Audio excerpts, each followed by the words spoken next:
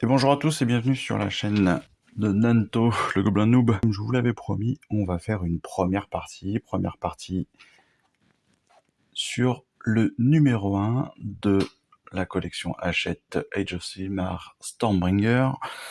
Et donc, eh bien, comme on se l'était dit, voilà, on a préparé donc les figurines, hein, on l'a vu ensemble, on a fait les vidéos ensemble, et bon, bah, la petite différence que vous allez découvrir, c'est qu'évidemment, bah, je les ai sous-couchés.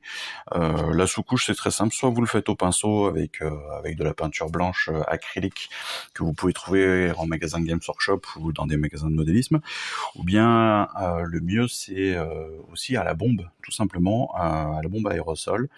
Alors, les puristes vous diront que les meilleurs sont évidemment Army Painter, Games Workshop et autres. Moi, personnellement, comme je roule pas forcément toujours sur l'or, je fais ça avec les bombes de primaire blanche mat de Action. Voilà. Techniquement, une bombe Games Workshop, c'est entre 15 et 17 euros, si je me trompe pas. Action, on est à 2,99 €. Donc, vous verrez que ça fait une grosse différence, surtout que là, on va quand même, tout au long de la collection, on va peindre près d'une centaine de figurines. Donc près d'une centaine de figurines à sous-coucher, c'est pas mal d'avoir, de peut-être faire des économies de ci, de là. Voilà, donc aujourd'hui on va démarrer avec donc cette première partie. Pour cela, donc, vous allez avoir besoin de vos deux personnages, donc la chevaleresse Arcanum et le boss qui tue, des dés, en l'occurrence il vous en faudra 6, le tapis de bataille, hein, c'est toujours plus sympa de jouer sur un tapis avec des représentations de décors, etc. Et puis les pions de blessure, donc vous allez trouver à la fin du magazine numéro 1, évidemment, comme je vous l'ai dit. Donc de la même façon, comme je vous l'avais dit, moi je les ai, vous voyez, ils sont légèrement brillants, c'est parce que je les ai recouverts de scotch, tout simplement, pour qu'ils soient plus résistants. Et je trouve que ça fait plutôt bien le taf. Voilà. Donc, on va démarrer. Vous voyez, on a le fascicule dans les mains, c'est très simple. On va démarrer ensemble. Le danger rôde évidemment dans chaque recoin du royaume mortel et une bataille peut éclater à tout moment. Ouais, on se met directement dans l'ambiance. On va démarrer par l'engagement. L'engagement, en fait, c'est très simple.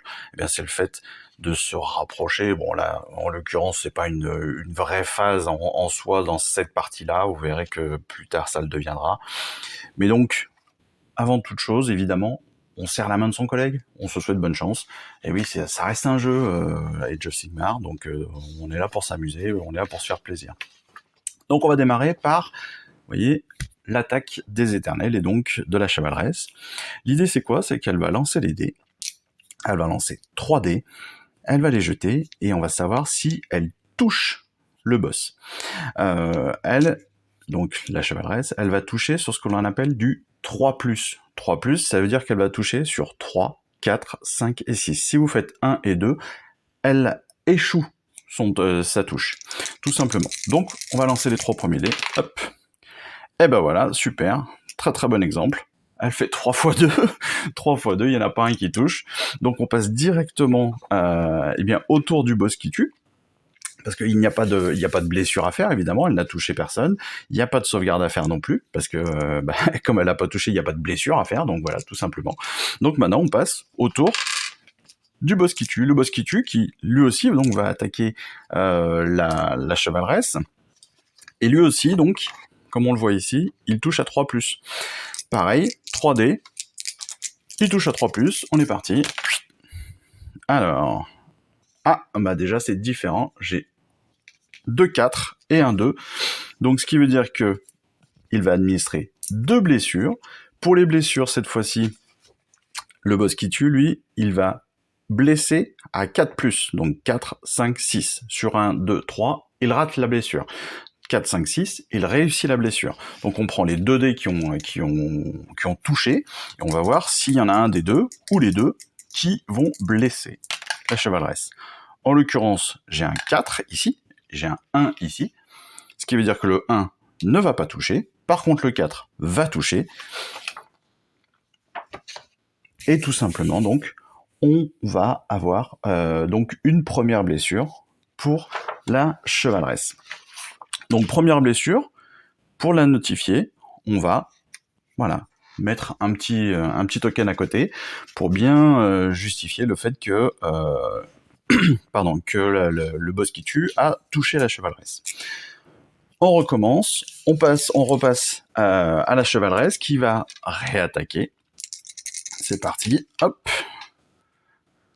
Alors, toc toc toc, 5 et 4. Le 2, là encore une fois, ne touche pas.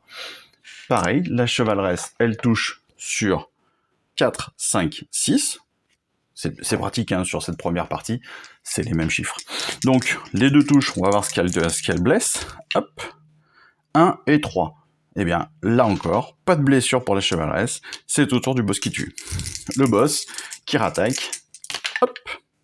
Là, il fait 1, 2 et 3, donc il n'a une seule touche, on va tenter de blesser. 4.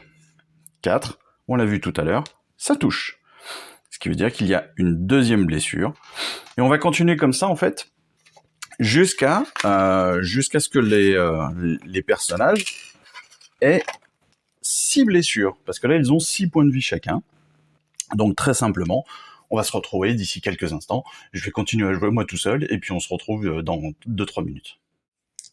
Allez, on se retrouve. Comme vous le voyez, la chevaleresse a 5 blessures, le boss qui tue en a 3, là je suis autour de la chevaleresse, donc c'est la chevaleresse qui va aller attaquer, on va voir combien, si elle fait des touches déjà.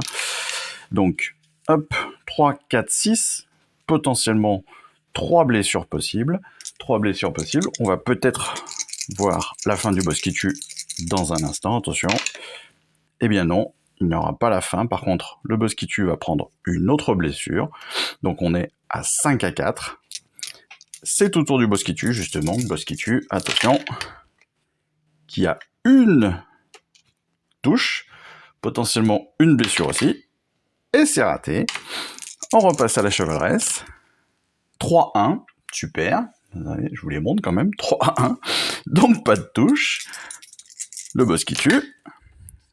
Là, on a 2 touches, peut-être 2 blessures, et donc peut-être la mort de la chevaleresse. C'est parti. Alors, je reviens là avec le dé, et c'est un 6 et un 2. Le 2 ne donne rien, le 6 par contre va donner une blessure. C'est la fin de la chevaleresse qui vient de perdre son 6e point, tout simplement. Voilà, là on vient de faire la première partie, vous avez vu, ça a pris quelques secondes, ça a été très très très facile à faire. Donc, moi, ce que je vous invite à faire, un peu comme dans le fascicule, n'hésitez pas à refaire cette partie plusieurs fois, à vous amuser, à échanger les rôles, à voir aussi quel est le personnage que vous préférez, parce que je trouve que c'est important de choisir son armée. Et donc, en attendant le prochain envoi qui vient de partir, d'après ce que j'ai vu, des locaux de Hachette Collection, donc qui devrait bientôt m'arriver pour le numéro 2, le numéro 3 et les différents premiers goodies, entre autres le set de modélisme. Bien, écoutez, moi je vous souhaite une excellente fin d'après-midi, je vous dis surtout à très très vite, je vous fais plein de bisous, et puis je vous dis encore une fois, n'hésitez pas à vous abonner à ma chaîne, à la chaîne donc Nanto le Gobelin Gnoob, et puis amusez-vous, faites-vous plaisir, jouez bien, peignez bien, construisez bien, collectionnez bien. Allez, à très bientôt. Ciao.